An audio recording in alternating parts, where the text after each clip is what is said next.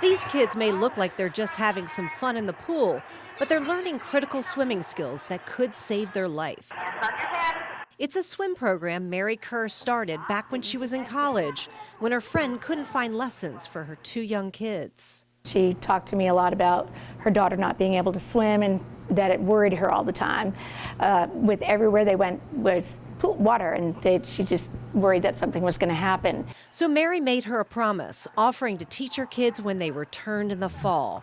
But sadly, it was too late. And she drowned that summer and was found a few doors down in a neighbor's pool. And it just devastated me. It was that moment when Mary recognized that teaching swimming lessons was how she could make a difference, and has dedicated over 40 years to sharing survival techniques here at Aquatic Adventures.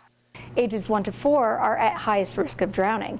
So we want to be able to get them in the water and teach them the skills that they can have to save themselves if they find themselves in a situation where nobody's there with them. No one knows that better than Jen DeHaven. Her son, now 4, had a close call when he was only 18 months old. She started him in swim lessons here at Aquatic Adventures at 6 months of age, which made all the difference. I was helping my mom adjust a piece of patio furniture on her pool deck, and I turned around for what seemed like 5 seconds, and when I turned back around, he was in the middle of the deep end.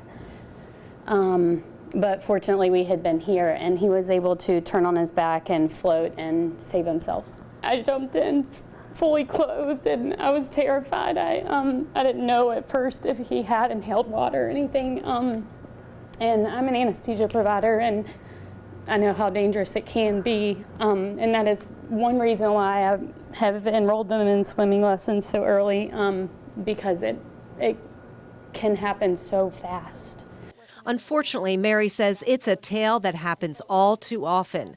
When kids are naturally attracted to the water, the unthinkable can happen. I've heard that story over and over again, and that is the greatest thing that comes back to me, is hearing when the parents say, oh my gosh, we had this incident, and because of the skills they learned here, they were able to get on their back or get out of the pool and save themselves, and it happened so fast. Giving parents access to swim programs like these is why Alice Ann Clark started the British Swim School. Swim lessons reduce the risk of drowning by 80%, even the exposure to any generic swim lesson.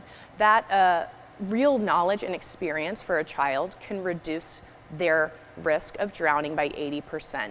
So here at British Swim School, we always start with survival. Survival skills that include falling into the water, rolling over onto their backs, calling for help, and backstroking to safety.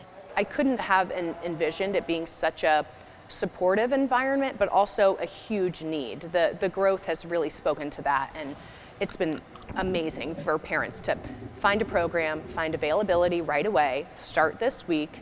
Sarah enrolled her daughter, Mia, at 17 months after searching for a gentle survival first program.